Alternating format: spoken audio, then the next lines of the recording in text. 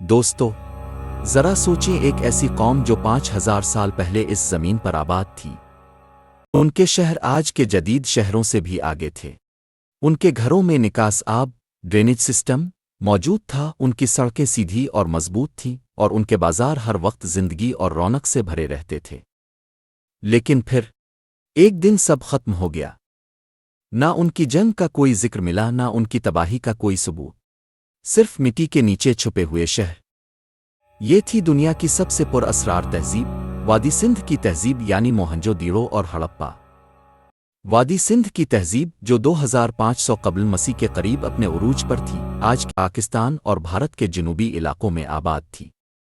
ان کے شہر اس طرح تعمیر کیے گئے تھے جیسے کسی نے نقشہ بنا کر ہر چیز کو مکمل ترتیب دی ہو۔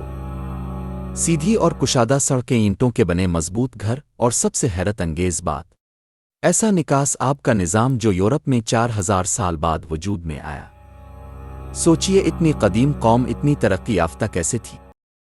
ان لوگوں کی زندگی ایک خاص نظام کے تحت گزرتی تھی۔ ان کے گھروں میں کئی منزلیں ہوا کرتی تھیں، ہر گھر کا اپنا غسل خانہ تھا، اور نکاس آب کا ایسا انتظام تھا کہ گندا پانی دور چلا جاتا۔ ان کی تحریر آج تک دنیا کے لیے ایک راز ہے۔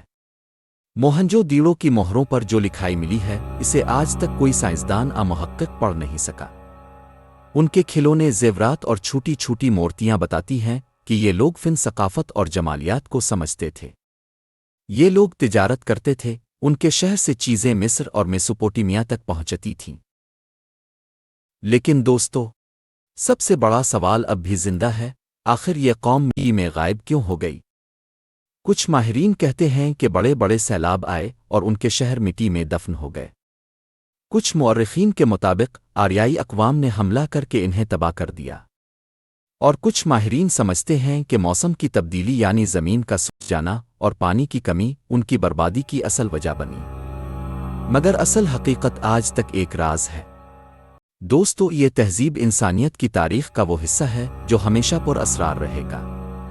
ایک ایسی قوم جو ترقی میں سب سے آگے تھی، لیکن ایک دن یوں مٹی کے نیچے چلی گئی جیسے کبھی موجود ہی نہ تھی۔ آپ کو کیا لگتا ہے، موہنجو دیڑو اور ہڑپا کے لوگوں کے ساتھ اصل میں کیا ہوا تھا؟ کیا وہ جنگ کا شکار ہوئے؟ ان کی بربادی کی وجہ پانی کا ختم ہو جانا تھا؟ اپنا جواب کمنٹس میں ضرور لکھیے۔ شاید آپ کے پاس وہ راز ہو جو آج تک دنیا کے پاس نہیں۔